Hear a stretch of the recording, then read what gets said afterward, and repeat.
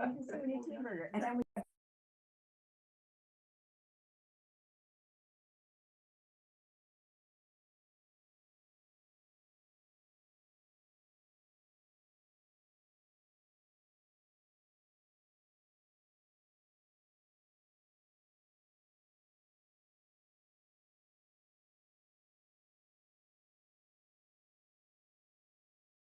Team burger.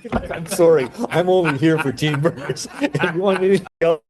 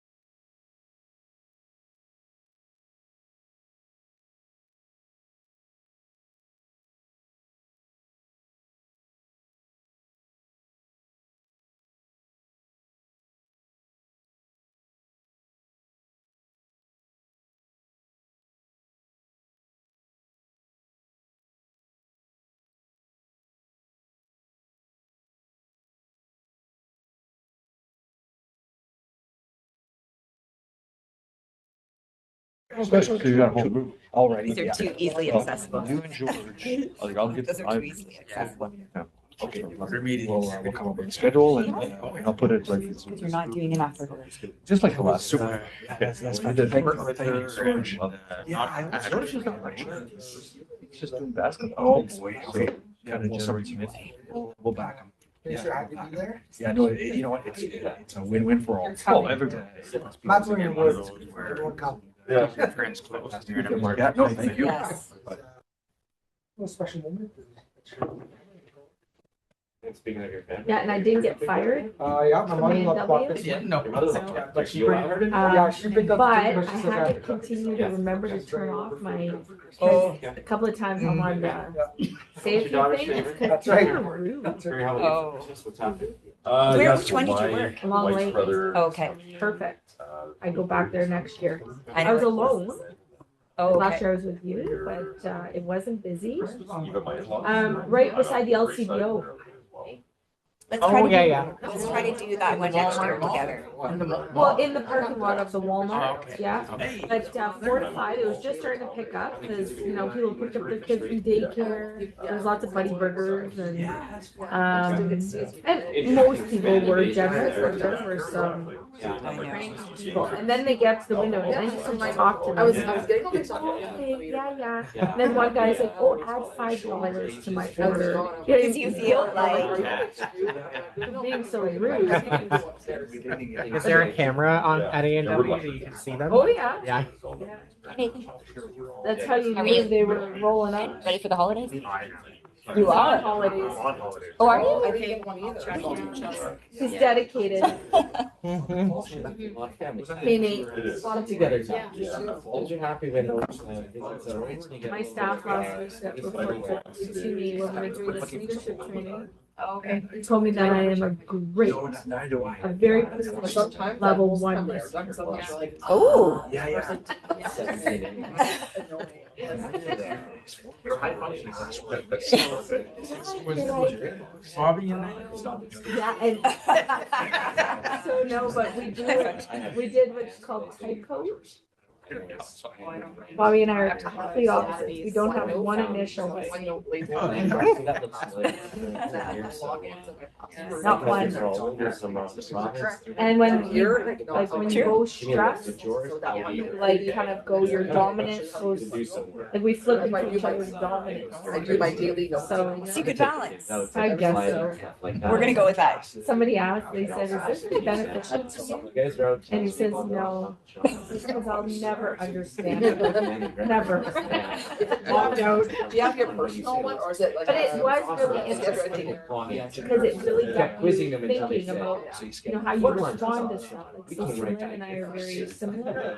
And, conflict avoidance, trying to keep the peace. Sometimes, you worry more about how the person's going to react. You worry about people's feelings. Nate's not like that. I'm a tech guy who's- myself. There's no one like me. Because Jerry doesn't like. accountant or a lawyer. Yeah. The facts. What's going on? For the media, I think. Keep I just told Sarah. Merry Christmas. Merry Christmas. Oh, yeah. This side. He came over, Jerry pulled right. We're good. That's one elevator. When are they gonna fix the elevator? That'd be a good Christmas. It's the city. I wish, the city. TSSA though, TSSA. Exactly. TSSA. Hi, Angela, how are you? Good. I'm not late for this meeting. No. Yeah, we waited for you. Oh, I beat you. Yeah, it's like we're okay.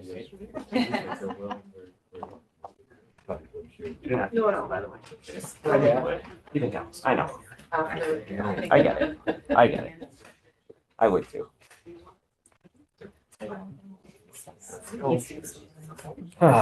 You should wear your gown. Telephone. I told people I get slammed up once a year and that's it. If you saw it, great. If you didn't, wait till Wait next till Jerry to work here. Got my text. The mayor's office. Yep, he's on Zoom, eh? I'm not sure. He says he's gonna Zoom. Okay. I haven't seen any And notifications. why isn't Tom with us today? He is out of office. I didn't realize he hadn't said anything. I contacted Ron to let him know if he wanted to jump on, but he said he's at the lesson meeting today, so he just said to let him know if we have any questions. Okay.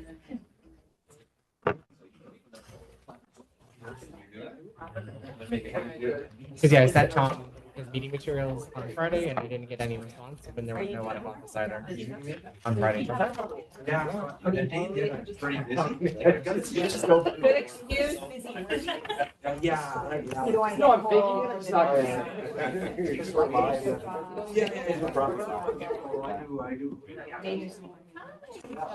Oh, Mary, you always. That's true.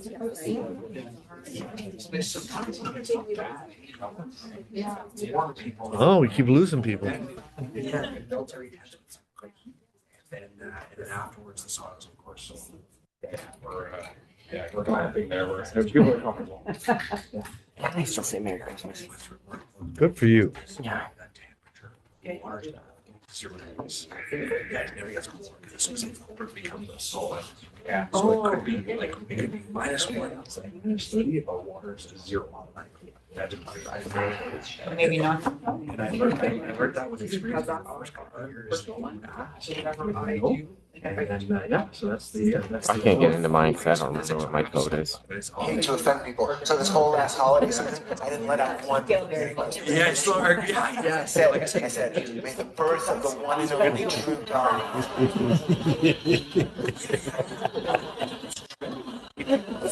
Jesus Christ.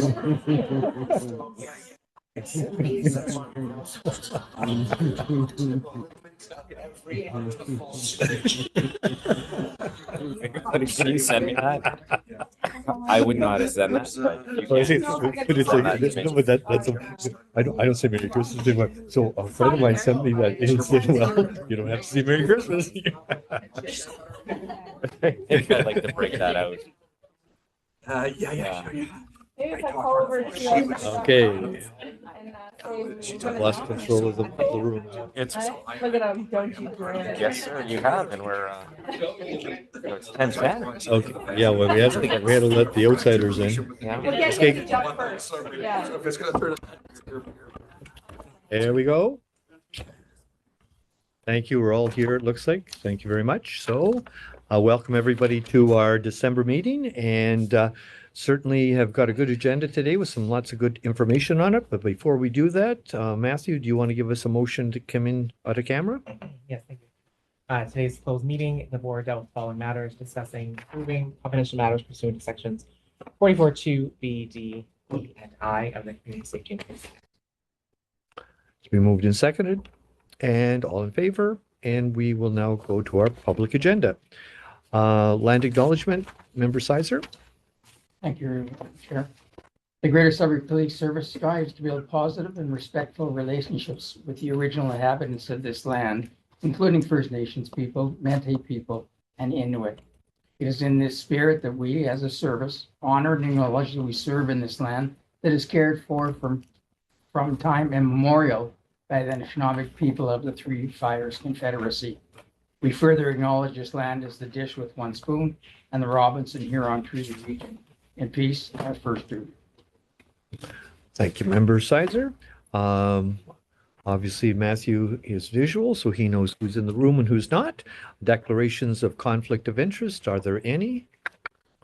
Hearing none, we will now look at the consent agenda. There is a motion, I believe, for the consent agenda, Matthew? That the Greater Sudbury Police Service Board receives and or approves consent agenda items 6.1 through 6.11. Members, I think, Member Forte, you'd like to talk about that a little bit? I think we talked about taking 6.10 board policies and bylaws update out so we could pass a motion. Yep. And I think that's our plan right now. So with the rest of the consent agenda, does anybody have any other questions? Anybody want to talk about? We had some wonderful notes of appreciation for those that are kind of in the room, the leadership of the rank and file. They've got some really good police officers doing a lot of good stuff. The updates are pretty standard. So I think what Member Forte is talking about is something that she's been working on considerably, and it is a considerable document. It's our new bylaws. So I think at this time, Member Forte, it'd be appropriate if you'd like to speak to this, because we do need a motion on this. I'm just happy to say, with the help of obviously Matthew and Tish from GSPS, all current board policies and bylaws have been updated. New policies were created where needed in accordance with the new legislation. And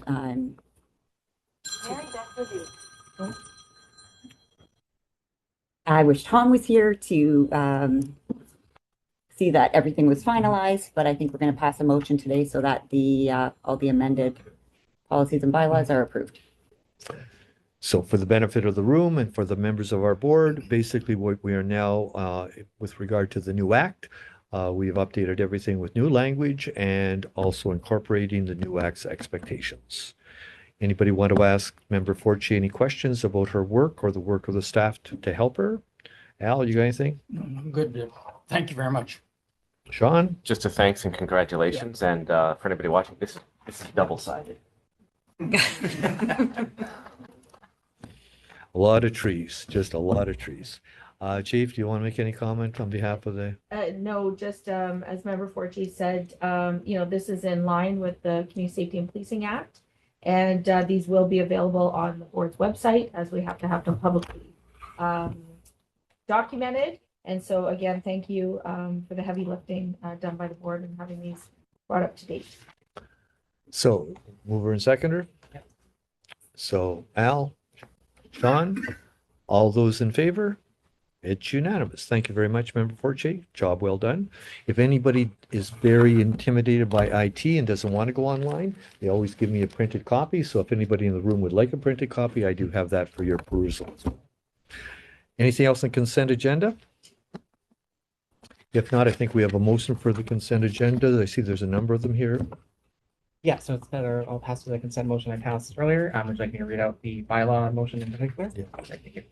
That the Greater Sudbury Police Service Board approve the changes to board policies 2 through 32 as detailed herein, and that the board rescind policies 12 and 13, that the board approve new policies 33 to 44 as detailed herein, and that the board approve changing the board policy numbering to PSB XXX for all board policies to follow service policy naming convention, that the board rescind all current board bylaws, and that the board approve board bylaws 2025-1 through 12, and that the board approve changing the board bylaw numbering to year-XXX to following service policy naming convention. Well, that was clear as mud. And I'm sure Tyler and Angela want to know what exactly we're talking about. We're likely going to have to look that up too, folks. So, but we do have to have the motions appropriately recorded in our minutes. So those are a series of motions. We have a mover for that. Sean, a seconder, Krista. All those in favor, we're carried. Anything else on the consent agenda? I think we now will come to the discussion agenda. And our first item, which has been, Sarah, I think you're looking to speak to this, I understand. Yes, through you, Chair. This was our 360 Support First initiative, and just wanted to update. As the board is aware, we've done quite a bit of media and been open and transparent about this initiative.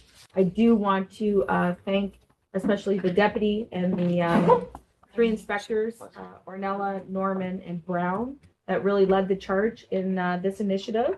Again, we were very clear on what our role was in this project, working with our community partners. And so we launched the project on November 1st, as you know, and this report highlights for you, the board, as well as we have already done in the media. It was a very successful project. Just this week, Inspector Ornella and I met with many of the downtown business owners. They're extremely happy to see the change in the downtown, the landscape.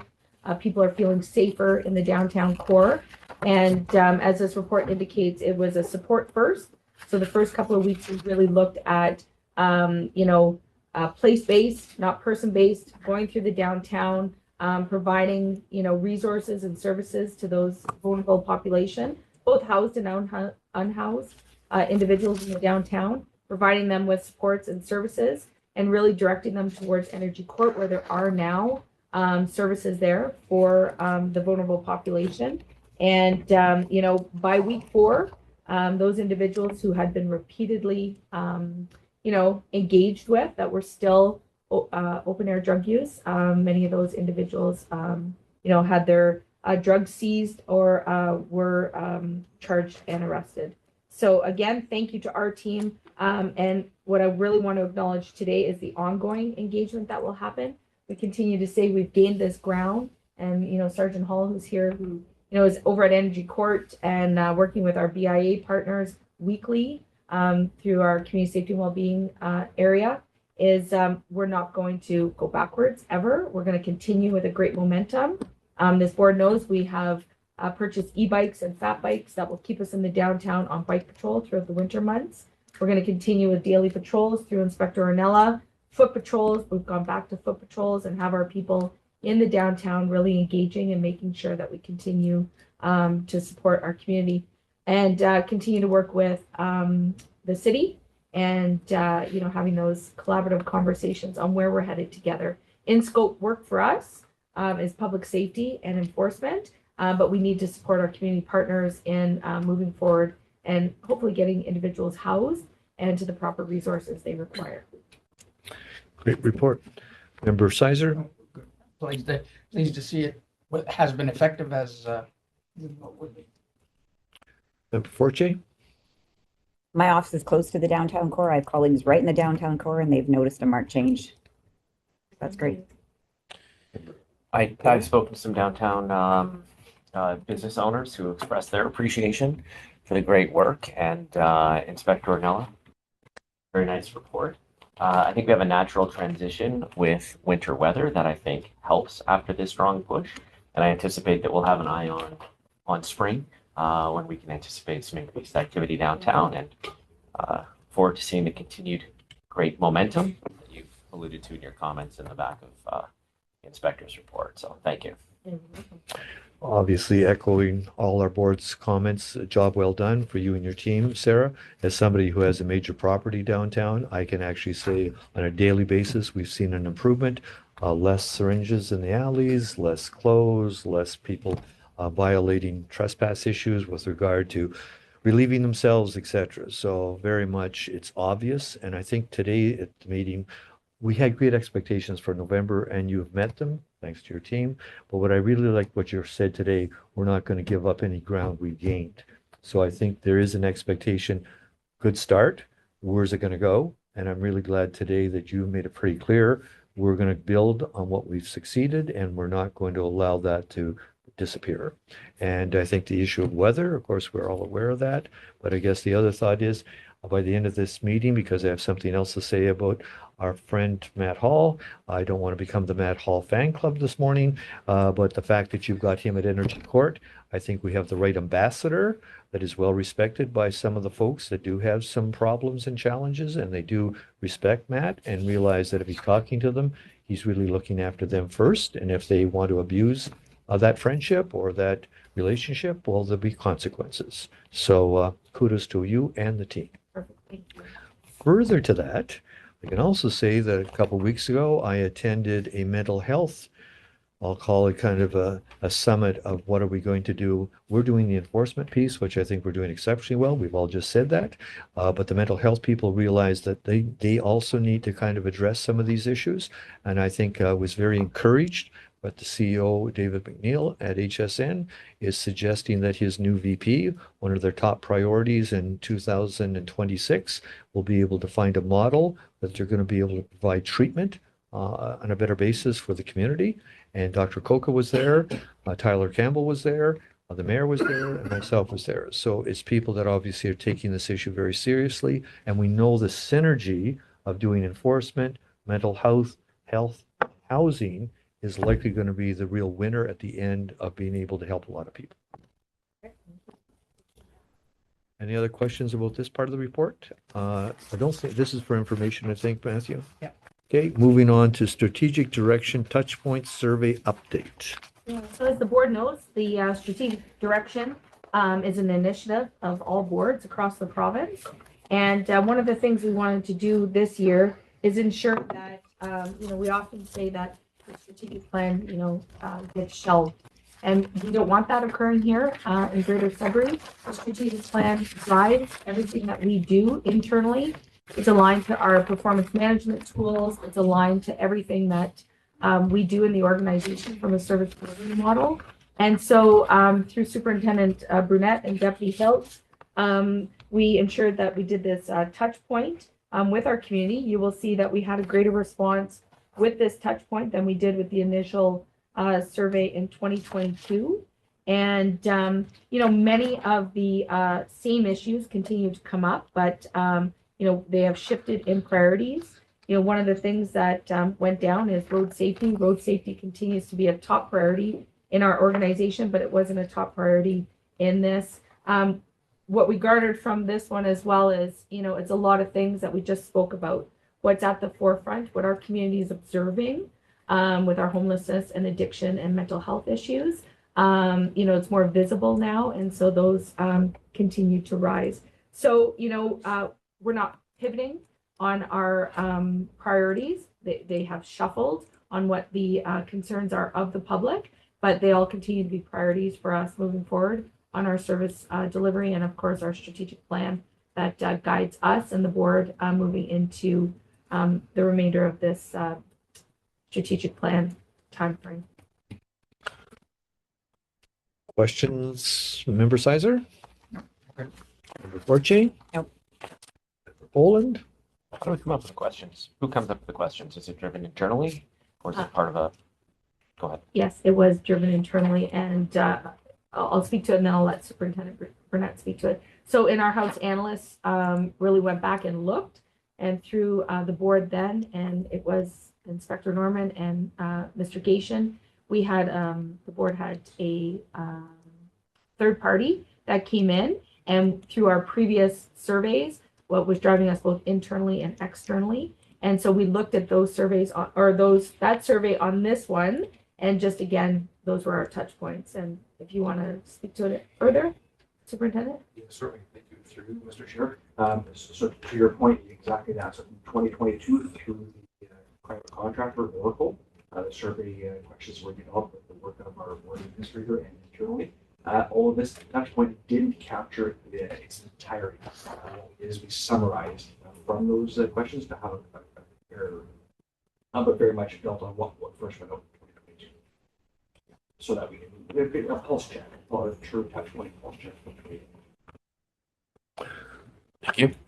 So just to help me a little bit with interpreting what the subject on page 72, 3 of 6, residential business survey update, Chief. It seemed to me that the criticisms were, well, it's poor or very poor. But then people thought we're doing a good job. Then people said, oh, I don't willing to pay more, 55%, I don't want to pay more. And then they said, would you support decreasing taxes if it was a decrease of provision of services?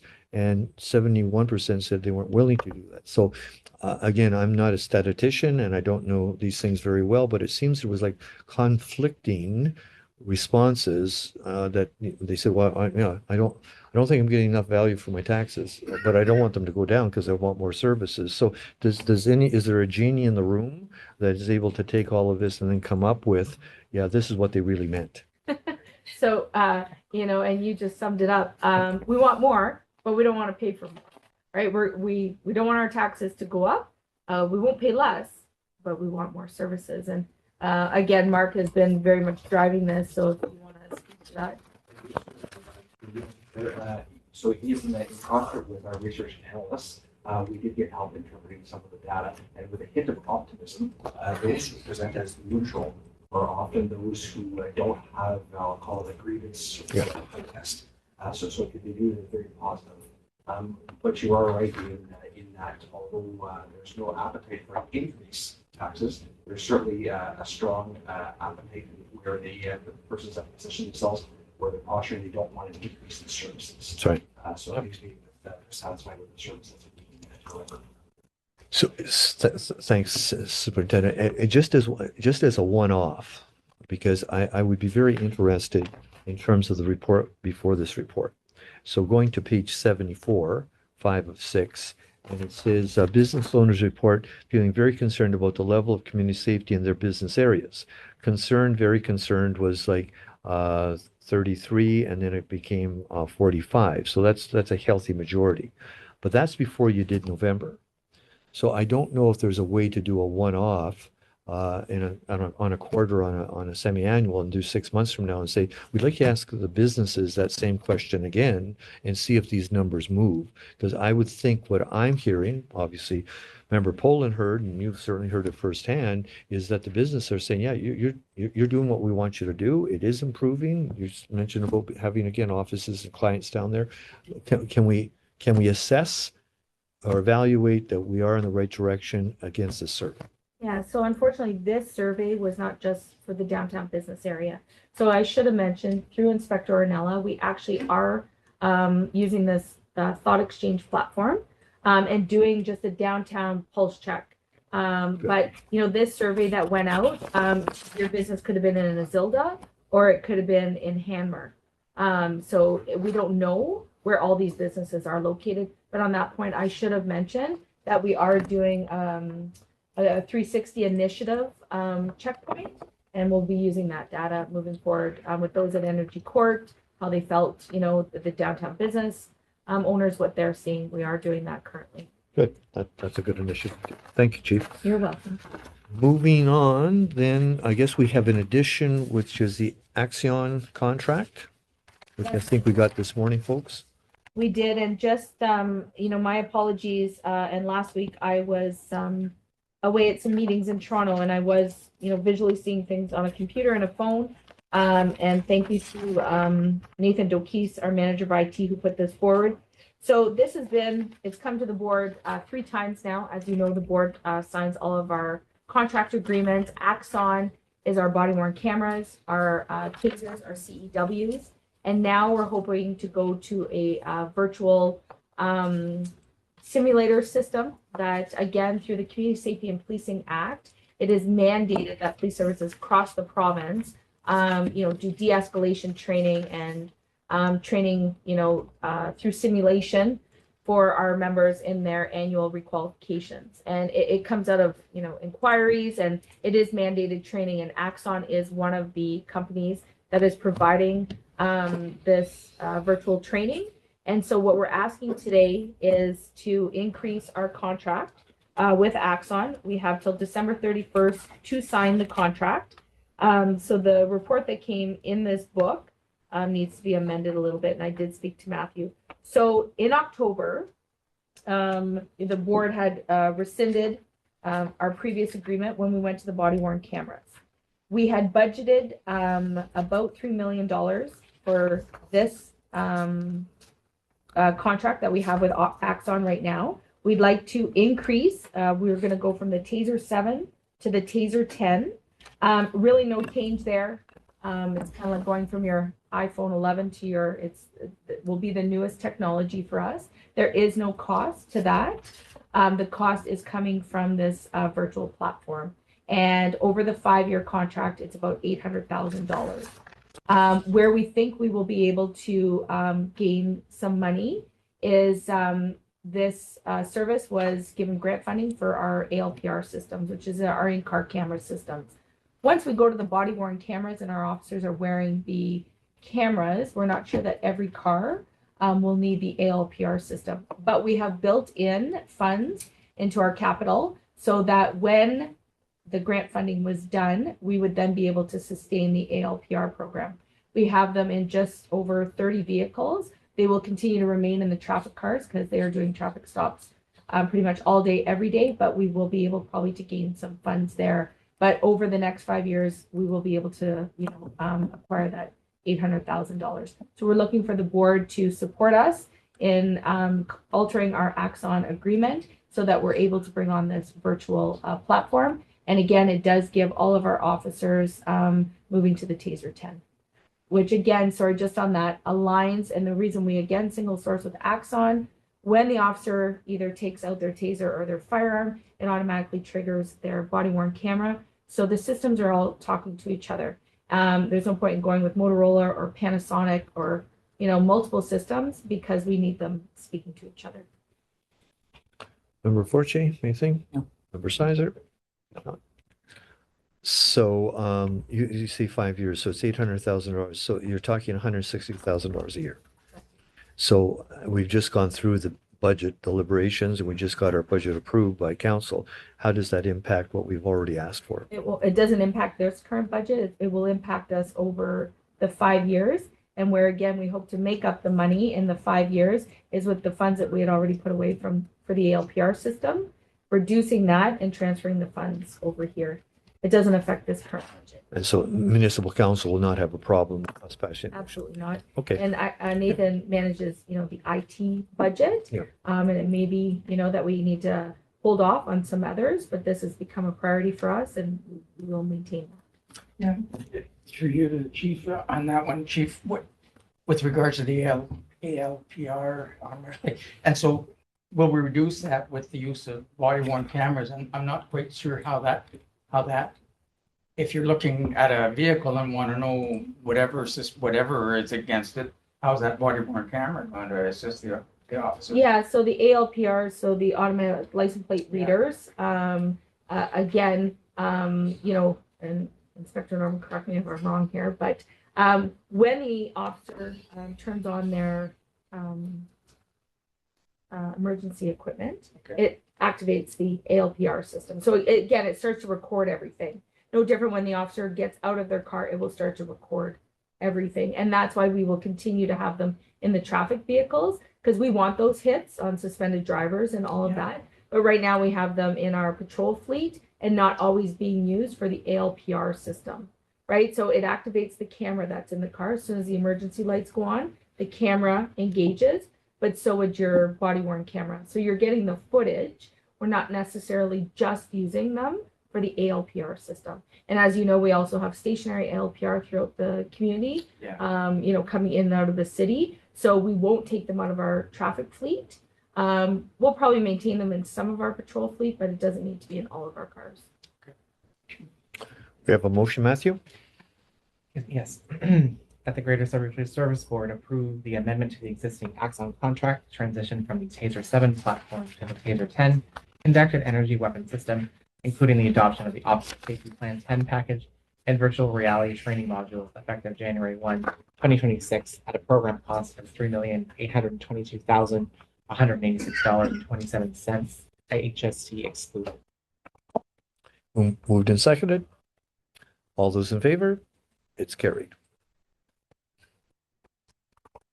Finance reports. We start with our favorite report, the donations. Yeah, the donations. So you'll see here the balance, just shy of $50,000, and that's again from a very successful gala this year. So $1,000 in support of the Memoirs Across Generations initiative. This program provides students with structured supervised evening programs that reduces idle time. So again, it's through our friends at Finlandia, and we're happy to support this for local youth here in Sudbury. So looking for $1,000 there. $1,000 again for some youth to play hockey. We've been asked a couple years for this one here. And again, it takes youth from a local school board. They get a day that promotes physical activity, encourages, healthy sports. And we're looking to participate there. You'll see it's being held in March at Countryside, Carmichael, McClelland, and Garson Arenas.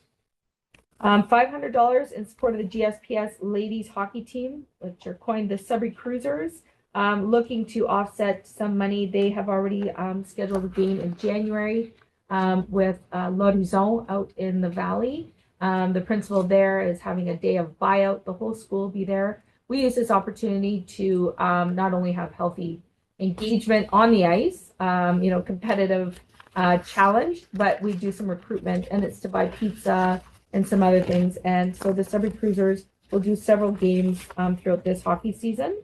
So I highly support that.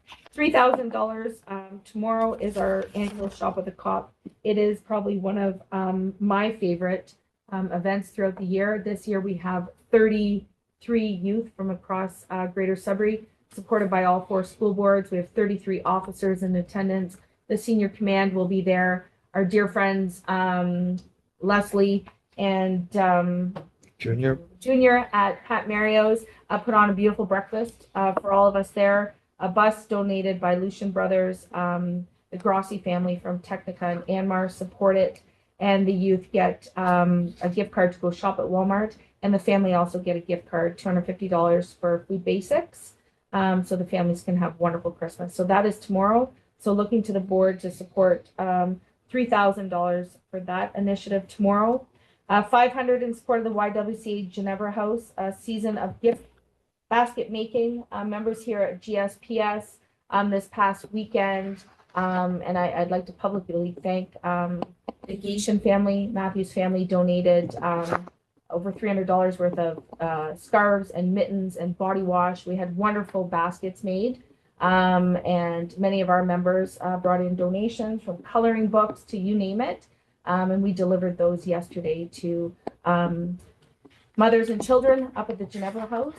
So they too will hopefully have a nice Christmas. And it was very lovely to see that there have been many generous families throughout the Sudbury community. So looking for $500 to support that initiative. And lastly, again, another fabulous initiative is the $2,000 in support of the Sudbury Playground Hockey League Police Cup. It will be taking place early in 2026.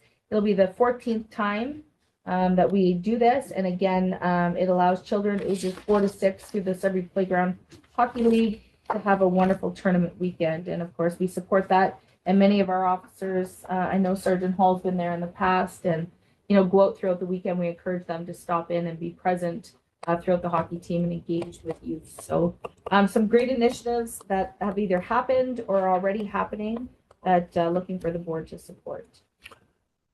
Any questions or comments by any board members? Krista, Al? Collectively, can we have one motion? Yes, that the board authorize the donations reserve fund and request as outlined in the report and approve payment in the requested amounts. Moved and seconded. All those in favor? It's carried. Reserve trust? The reserve trust fund, so this is the board's trust fund. Again, looking to support both our men's and women's hockey teams for this upcoming season. Not only do they play locally, but they go out of town and play in many of the tournaments through the policing profession, support youth.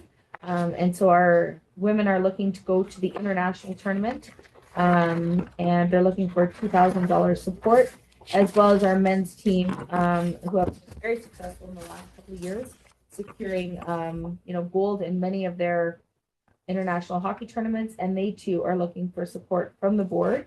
I know the Police Association supports them as well for $2,000. Comments, questions? Collective motion? Yeah. The board authorize the board reserve trust fund request as outlined in the report and approve payment in the requested amounts. Moved and seconded. All those in favor? It's carried. Just a bit of a point of, I guess, accounting. If we just given them $4,000 and we only have 10,000 left in the fund, so that's going to bring it down to 6,000. This is the fund that the online auctions and stuff give us the money, correct? So it's obviously in decline. That's pretty obvious to be that observation. Will this fund just eventually disappear, or do you think there's going to be a bump of income? The fund will always stay open. Unfortunately, seizures and the way the money we're making at online auction isn't what it used to be. We are in discussions, and I know the vice president represents the Sudbury Police Association, and just on that side, looking at different ways. These two asks are internal to support members, looking at different ways. Initiatives led by the members for the members. So we're looking at different ways to support our members in doing all of this great stuff, because we know that this fund is doing quite quickly. So I'm likely the oldest person in the room, but I remember the excitement as a kid. You went to the police auction to see if you could get a good bike, and everybody went down for the bikes. Now, I was actually on the board when they moved it over to the online. Do you have the same interest in buying those bikes as when you actually had human beings on a Saturday trying to buy the bikes? Like, was this a good, I guess what I'm asking, was this a good move, or should we review the move and go back to the old way? Yeah, maybe I don't have that answer right off the top. I'm not sure, Inspector Ornella, if Lucia's provided that information, but we'll circle back and Yeah. I'll definitely get an answer for Because you. like the place was packed. Yeah. Like everybody, but their dad brought you and you took a look at the bikes, you tried to get a bike, but there was like real cash flowing. I just wonder if online, first off, if everybody's engaged the way they were, and also can you see the bike if it's online as much as the kids saying that's the bike I want to have. So I would just leave that with you, Barry. Okay. Just a note to that, Chair is. You're older than me, that's right. Sorry. Anyways, to that, the Bike Sudbury has a program where they, on a Saturday in May, they give away free bikes. They collect bikes all year at sessions, festivals and that, and then advertise and give them all free, same as that in live. Yeah. So you go and pick your bike, just so they're aware that, when you're looking at that information, I'm sure it will come up, Inspector. But part of our competition. So a free bike versus buying a bike at auction. So small little point of clarity, $2,000 is contingent upon gold medals, right? Okay. As long as we have that, as long as we're Good square. point. They did win last year. We have expectations Yeah. now. Yeah. Recreation, it doesn't count. It all counts as soon as you're keeping score. Okay, so we're moving on to board correspondence, Zone 1A. Do you want me to speak to this, Chief, or do you want to talk about this? Yeah, I'm happy I was present, but it did come through the board. I can just say I fully support this. Again, There's three things. Do you want? I only know about the drug one. Okay, I think there's the bail reform one. Yep. And there's, So I should say they only spoke about the drug one at the meeting. okay, so Al, I don't think you were able to attend. So this is Bill Hausberg. He is their chair of Zone A1. So full disclosure, I sit on the Ontario Police Governance Group, which she's a member.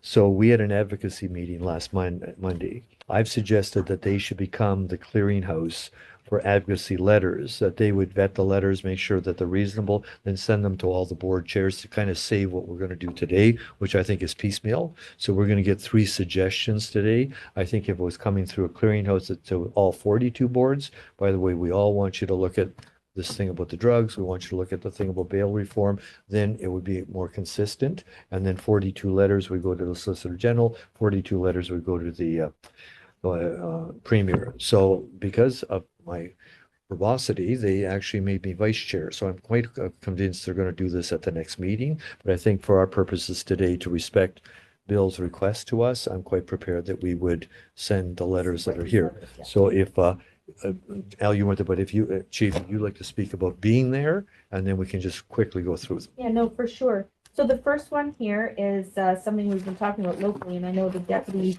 is going to be in charge on this, but it's prescription diversion projects in partnership and collaboration.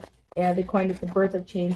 And what we're really trying to do is work with our local pharmacies and physicians, and really look at those drugs that are being put out into the community. The methadone program, that people are playing within the rules that were set out.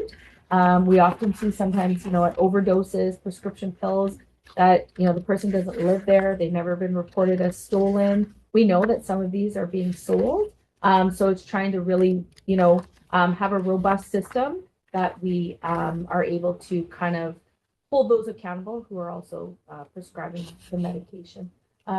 Deputy, do you want to give anything to that as you sit on the OECP drug committee? So I'm a new member of the OECP Substance Advisory Committee, and at North Bay, at the Zone 1A, we did receive a really detailed and informative presentation by Detective Brad Rayum of the North Bay Police Service.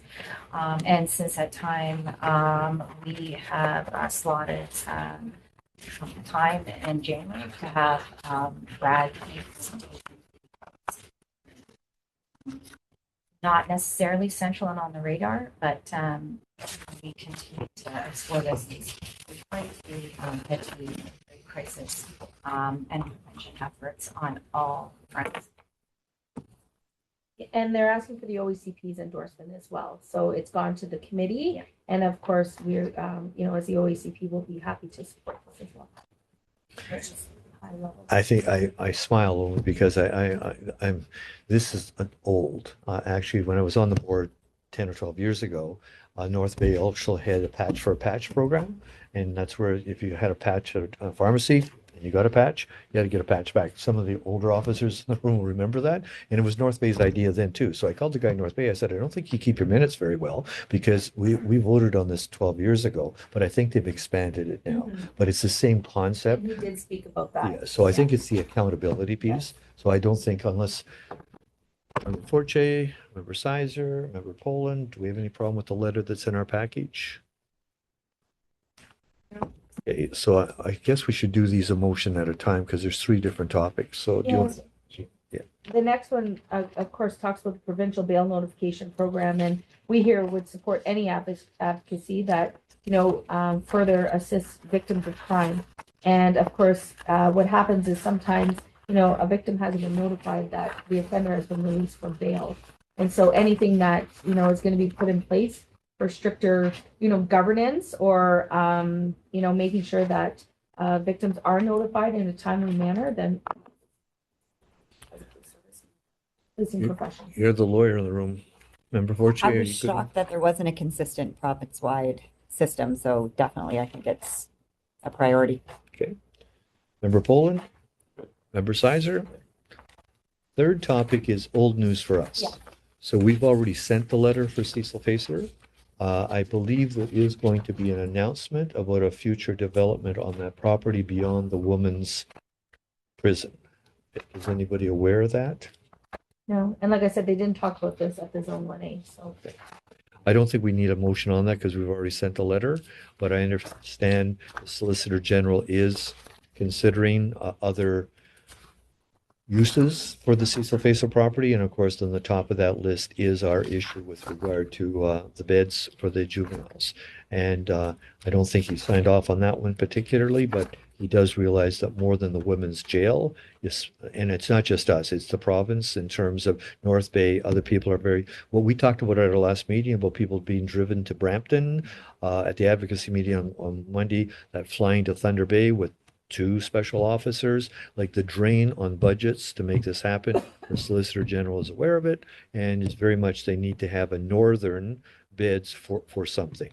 So it's in process. We don't need another letter. Do we know any idea of what the plan is? He just says that he respects that we know that there's enough room. See, originally he said, oh, we're just going to get rid of those beds. Well, what are you going to do with those beds? I've been to Cecil Facer different times. It's a large property, and I'm just not sure that all the women's jail is going to use all the property. So let's go back to the 2 motions, Matthew. And the Greater Sudbury Police Service Board support the prescription diversion project and endorse the letter of support. And then our second motion, that the Greater Sudbury Police Service Board support the provincial bail notification program and endorse the letter of support. Both have been duly moved and seconded. All those in favor, it's carried. Report from you, Matthew. We'll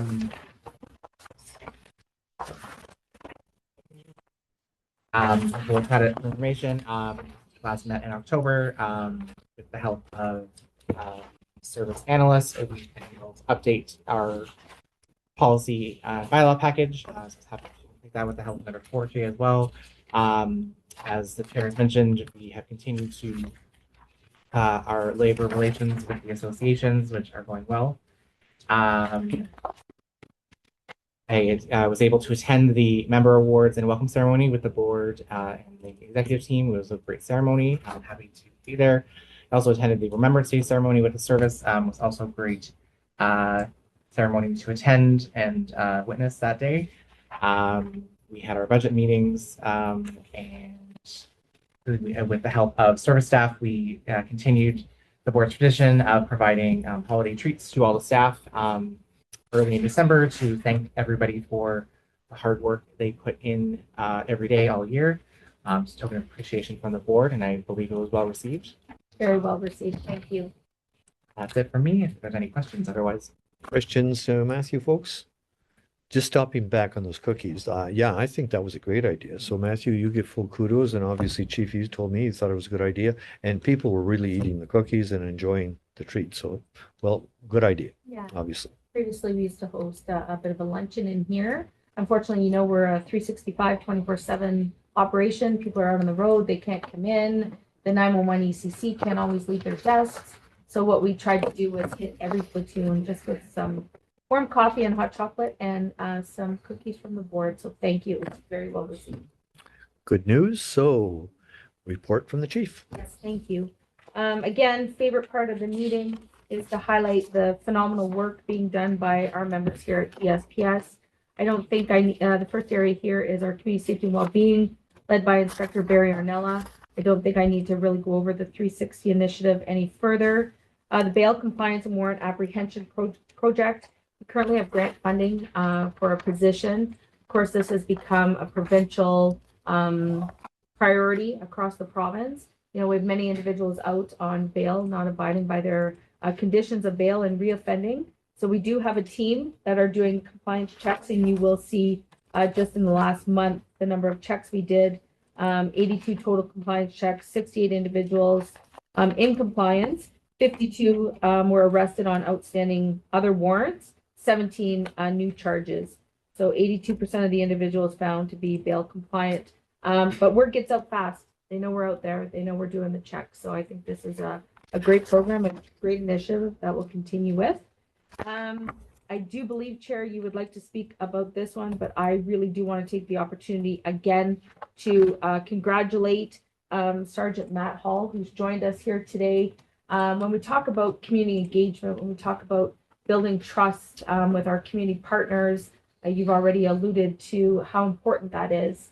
And Matt really is, a leader in that space. And recently the YMCA hosted an event at which time they awarded Sergeant Matt Hall with the 2025 YMCA Peace Medal during their 25-year anniversary. So again, Matt, thank you for your compassion, your professionalism.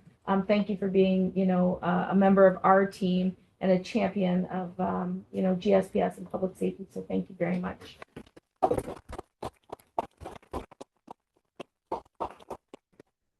Sure. What you haven't left a lot to say, but I would suggest that in the minutes that we'd likely want to have a motion reflecting and echoing your good words. And it is very true, Matt. Job well done, because that's the job you got to do all the time, and you can't have an off day. I know other recipients of that particular award, and they have truly made a difference in our community. There's been politicians, there's been social activists, there has been clergy, there's been youth leaders, and you're in a pretty good company. When somebody would say, geez, give me some names of some really good Sudburyans, those medals, those peace medals, the YMCA's litany of names, it's pretty impressive. So the fact that a GSPS name is on there, kudos to you, and thank you on behalf. We are the community in terms of the board, and boy, that speaks well of our GSPS. So thank you. So word it whatever way you want, and we passed it. And if anybody's looking, he's got his medal in his pocket if they want to see it. Well, put it on. It's a coin. Oh, is that right? It's just in a box. Well, we got to get him a medal. So we have to do that. Give him something to wear around. Again, just continuing here, the community engagement section, we did have our crime prevention week. I'll speak to a little bit later in Caitlin Dunn's report, everything that was done. Our Citizens on Patrol Speed Watch program, it was launched through Inspector Ornella. We're going to start to use, and through Inspector Norman, we trained some of our citizens on patrol to just be out with the radar guns to gather some data and evidence to later go back to our traffic management unit and provide data. Often we'll get complaints online through our portal, and people will say, they're speeding on X street. And we will go and we'll sit there for 2 or 3 hours and they're actually not speeding. From the naked eye, people will think because it's residential that people are over the speed limit. They're not. So what we're going to use our citizens on patrol for is to get out to some of those complaint areas, gather the data and analytics for us, and come back. We're also hoping that it's a bit of a crime prevention. We know, and again, a very hot topic of, the speed watch cameras being taken out. We know that they were reducing speed in those areas for the time being. So again, we'll continue to be out there. I was hoping today we did send out our citizens on patrol cars to be wrapped. We have purchased 3 new cars. They will be very distinguishable in the community, bright yellow and blue with our citizens on patrol, and they will be out in the communities. I know lots of our counselors want to see them, especially in the outlying areas, and so we'll continue to move the COPS program forward.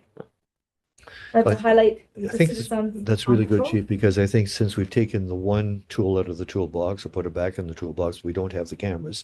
That notching these things up and enhancing this is, again, a good response by the community. And I guess going to the next page, fall speed watch deployments. Are you going to speak to that? Because my question with that is, what's our follow-up? Yeah, so this is exactly what took place. The citizens on patrol went out.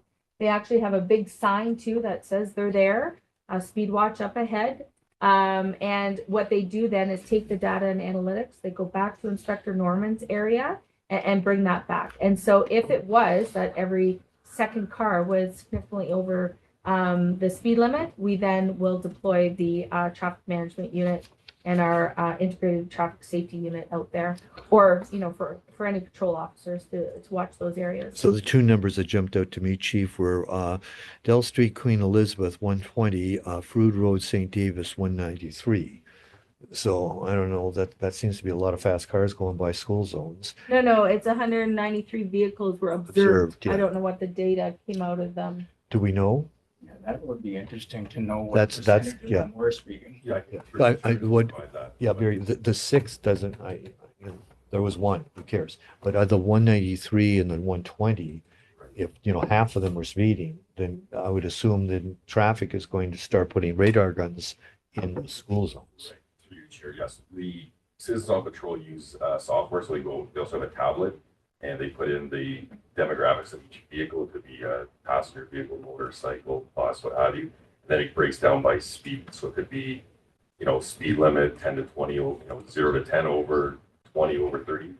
So I can provide breakdowns of what the speed categories were of those vehicles. And I guess the obvious question is, how soon do we follow that up with people that can actually give tickets? The information is available, I think, pretty readily, so that it's very quickly in the hands of our INSU team. So Okay. Okay. Yeah, I lost my train of thought. Thanks, Chair. Time, Inspector, what do we have? The time frame that they're there is observing? Like it's at 10 in the morning, 4 in the afternoon. So again, through you, Chair, those school zones that we spoke of are through school hours. Typically, the deployments are 1 to 2 hours, and they try and hit a number of locations in a single patrol, so they'll move throughout the community. But usually it's a 1 to 2 hour window. Then, they've done some in Coniston where there's less than 20 vehicles in an hour, just by virtue of it's a quieter community. But really, it's typically 1 to 2 hours that they're deploying in any given area. Yeah, this is really great news. I think it's a great initiative because as the service knows, that's probably our biggest complaint as a counselor is traffic calming and speeding and that type of thing. So, and I know that outlying areas have also been, outlying areas, the Liveys and Valley East and that of the city of Greater Sudbury also are having some real issues with the traffic calming. So this is a great initiative. I'm going to make sure that counselors are given this snippet out of this, just so they're aware. A little bit of an additional request, I guess it would be, because after our last meeting about speed cameras, David Munch raised, it's good about schools, which he's obviously his father and has kids, but he said you might want to also watch seniors buildings. He said, like at Finlandia, he has a lot of seniors walking on the roads and that. So he said it's great schools. He's all in favor of that. But he said you might want to bring up at your meeting that maybe the seniors walkers, Finlandia, St. Joseph's Villa, where they're out on the roads, that we would be kind of monitoring. Sorry, Chief, moving right along. Yes, moving along. Again, we'll speak later about our Tree of Hope lighting. That's in Caitlin's report as well. Again, we, the board here has reviewed this already, but out-of-town escorts continue to be used. Then lastly, our firearms destruction, our annual destruction. You'll see a total of 230 firearms, including handguns, long guns, were destroyed. Next, thank you, Andrea, our manager of our 911 ECC.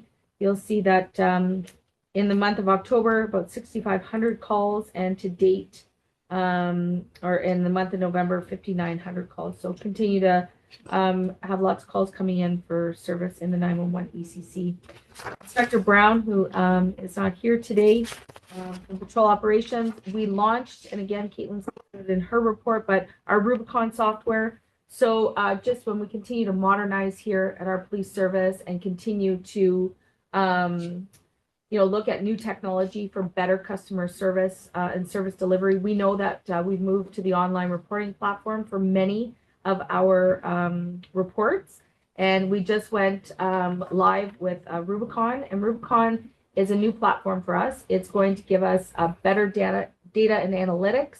It's going to give us better customer service. Again, when you're online, sometimes you don't know, like, did it successfully submit, all of that. So through Nathan's team and this Canadian company. We've done a great job in really upping our customer service there. And so far, it sends you a survey. You can tell us, you can upload photos. It's just a really robust system. I don't know, Nathan, do you want to add anything to that? Through you, Chair. No, I think you touched all the major points. I think just some modernization of an online platform, and it allows GSPS to provide greater customer service to the community. Yeah, perfect. Thank you. We did lots of research in going to that one. Patrol was very heavily involved in the 360 project, like I indicated.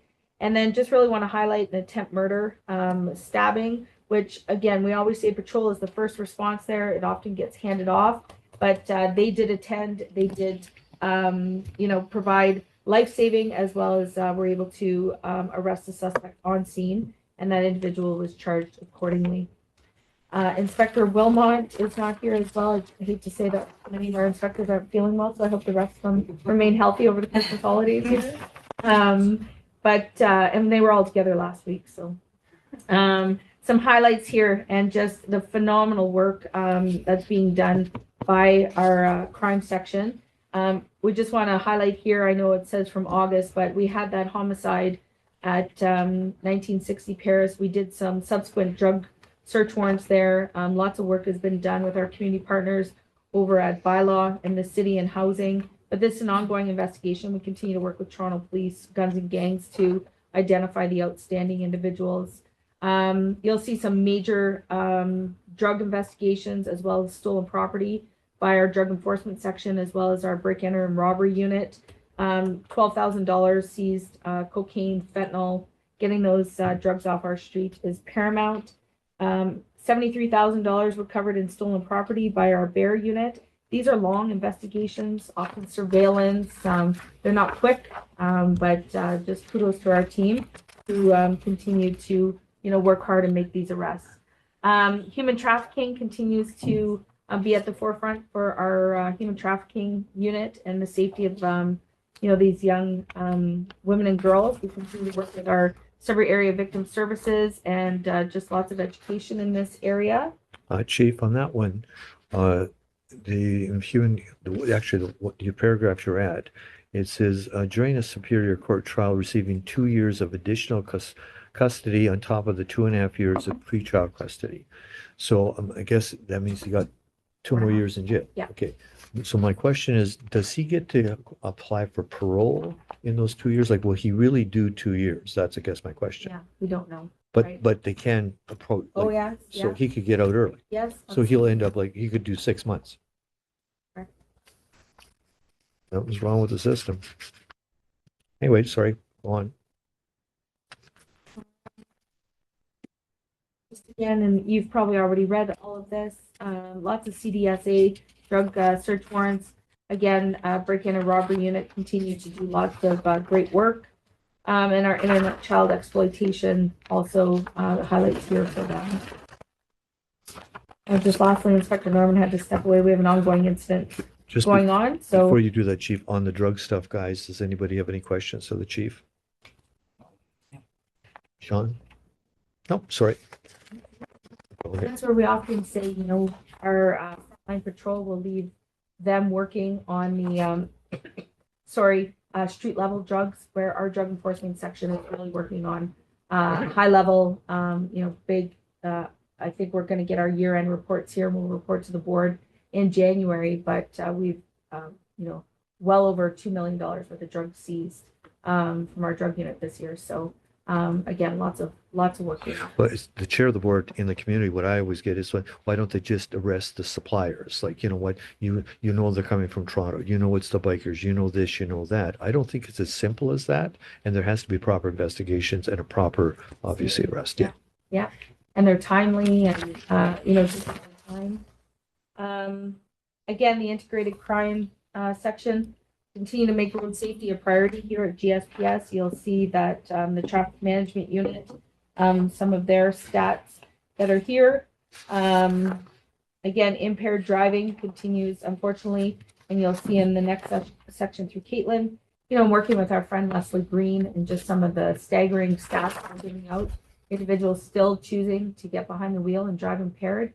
we're seeing, and the deputy has quite a bit of data here, our drug impaired driving is up significantly while our alcohol is down. But individuals are still, unfortunately, with all the education that's out there, all the enforcement that's out there, still choosing to get behind the wheel and driving impaired. So Chief, my favorite question Yep. is the Donald Trump question, you know. 2 more rides. No, there's not a lot of COVID as long as you don't test for it. So I guess the question is in terms of, are we catching more people because we actually are checking more people? Then it makes sense. If we're checking less people and there's more people being caught, then that's a big red flag that we got more drunk people and we've caught them and we're doing less testing.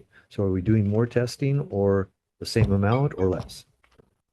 I don't have the year-to-year comparators, unless they're here in front of me. I do. Definitely, Inspector Norman. Well, it's about the same. 2025 to date, 292. 2024, 272, and 2023, 296. We've broken down male and female here, broken down to drug impaired and alcohol impaired, and the numbers are about the same. But we got more drunks this time. I don't think we're getting more. So it's the same. Okay. Sorry, I missed that. Drunks or drugs? Well, either, doesn't matter to me.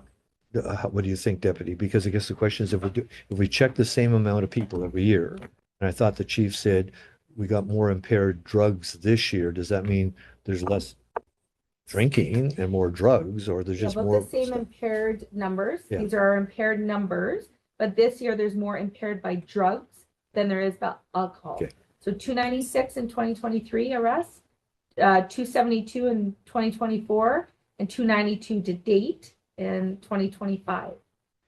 Drugs impaired by drugs is up.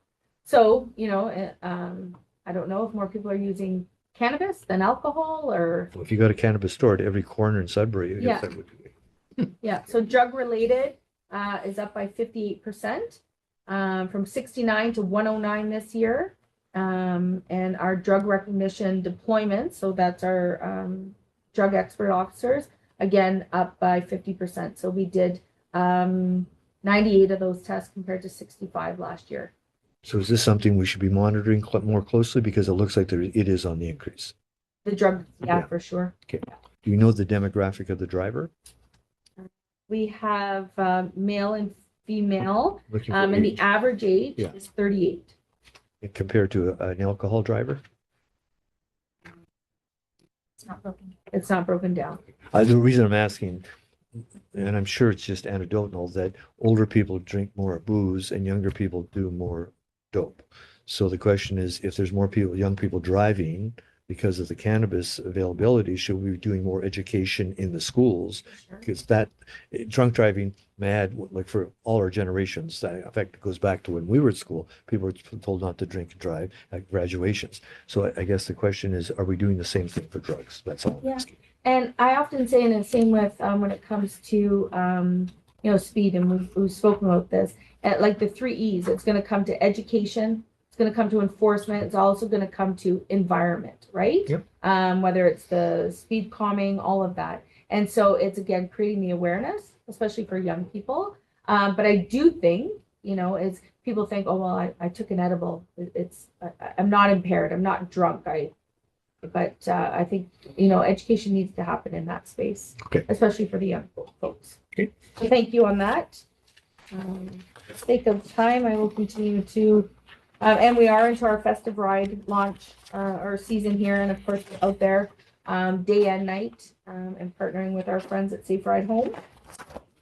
You'll see stunt driving. In October, we did 7 stunts. 6 in 80-kilometer-an-hour zones, and 8 stunt driving charges in 5 and 80-kilometer-an-hour zones. So it says an increase there. School bus enforcement was big. Our integrated traffic safety units with special enforcement, they helped our bear unit with 2 stolen vehicles, 1 excavator. So not only are they doing traffic enforcement, they're doing lots of investigations. Does the excavator go on a float or do they drive it away? They drove it away. Really? It was a slow theft, obviously. In the Right? darkness of night, they did. And of course, as we reported, and it's not in this, but we had 2 significant pedestrian fatalities. So they continue to investigate those. And the support 360 as well. So our traffic officers were deployed and supporting that. You'll see our emergency response ERU team. Again, unfortunately, many of our search warrants are high risk. So our tactical unit is used. You'll see their deployments here as well. And they continue to support patrol operations by doing calls for service. So it just lists this search warrants and incidences they were involved in. And of course, our K9 unit is part of that team as well. So pausing just a little bit because there is a letter that I've received as chair, which I think the board is aware of, that 3 councillors asked me with regard to the whole issue of traffic safety, etc. I think it would be fair, listening to this report today, Chief, that you are very aggressively addressing the issues of stunt driving, of impaired driving, of speeding. And so, although we might have taken speed cameras away, GSPS is quite serious about making sure we have safe roads. And I know through the deputy, we used to have a program called a traffic liaison officer. We have it through our community response team that on each platoon, there's an officer that kind of takes on that role. And we want to bring that back in. That not only, and we said this with the 360 project, it's not the cruise team to monitor the downtown. It's an all of service approach. And we need to get back to an all of service when it comes to traffic enforcement, when it comes to, downtown foot patrols, all of that. So we continue to have a shift and make sure that all of our officers are doing traffic enforcement. Thank you. And then last but not least, Caitlin and her team already report out on all of kind of the great initiatives that happen in this organization, from Crime Prevention Week to, again, the Ruby Alerts and online reporting, to our member welcome and recognition ceremony. And thank you to all the board for being there. Our members that celebrated 20, 25, 30 years.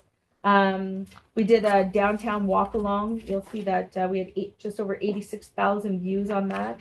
The community likes to see what officers are doing, which is fantastic. Again, the Safe Ride Home launch with Leslie Green and her team, and supported by our traffic management. The Sudbury Multicultural dinner, which I know member Chair Lougheed, you were there, and Vice Chair Poland, you were there. It was a great evening. And Remembrance Day, of course, we send out a contingent there to support. It was a great day. It was cold, but great. We launched our intercultural ride along, which, is a wonderful initiative that we continue to do with newcomers. And they allow these newcomers to do either a ride along or a job shadow with our police professionals.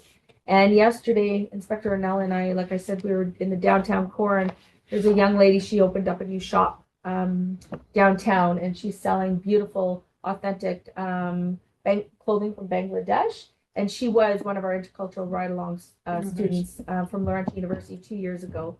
And so nice to see her being successful in our community.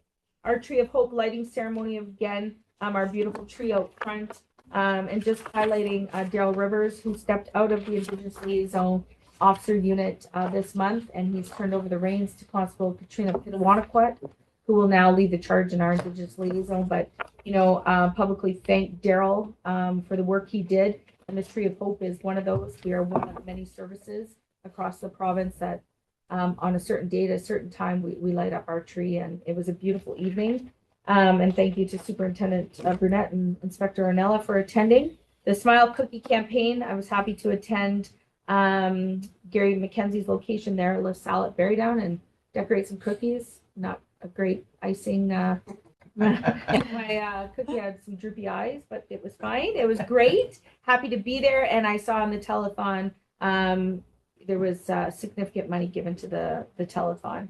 And then one of the things is through the OACP, a prevention campaign was done. Thank you to Caitlin and Holly and everybody.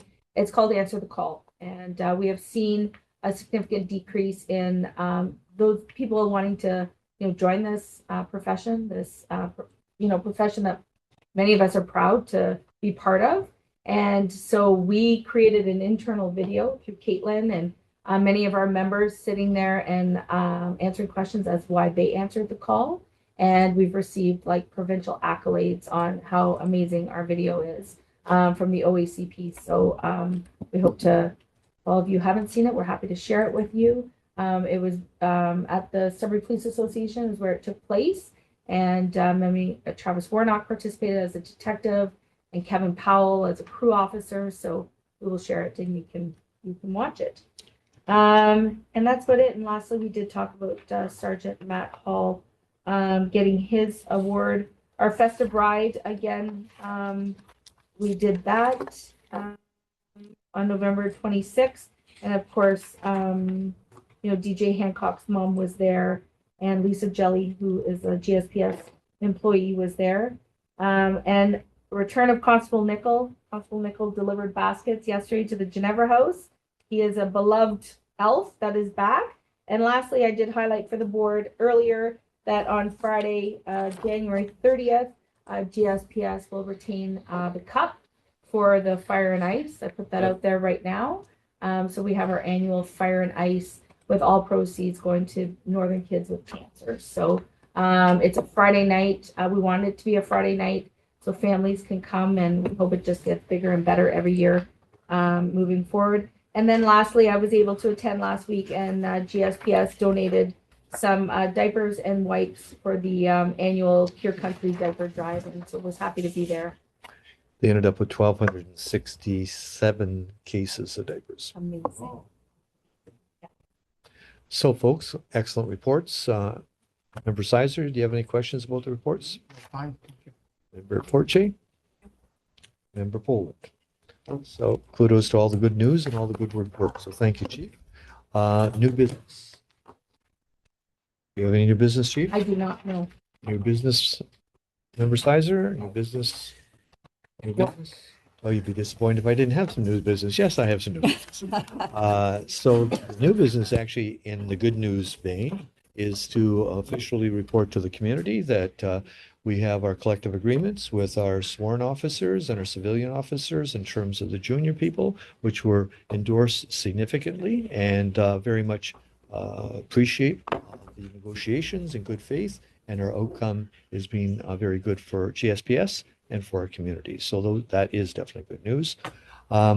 Maybe some confusing news in my world, because maybe I'm not the best wordsmith in the world, but the provincial government has looked at their IPV report, which was, I think, issued 2 weeks ago.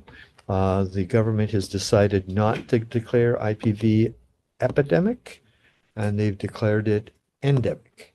So with maybe the help of Tyler and some other people that have a big dictionary, they can tell me the difference between epidemic and endemic. But I'm going to suggest at our next board meeting, I will re-invite Barb Ridley from Cedar Place that was going to speak to us in September, who didn't want to come until the report was rendered. Now we have the report. It all comes down to resources. So if endemic means that they're going to get more beds in Sudbury for Geneva House and for Cedar Place, and I don't think the word matters. If it means that they don't have to give more resources, I'm sure Ms. Ridley will tell us about that. So if it's agreeable with the board, I will extend an invitation to Barb for our January meeting to discuss the IPV report. We're good with that, guys? All right. If there's any new business, then I would have a motion to adjourn. And everybody's hand flew up in the air, Matthew. And we are adjourned. Thank you very much. Everybody have a good Christmas, folks. Take good care. Oh.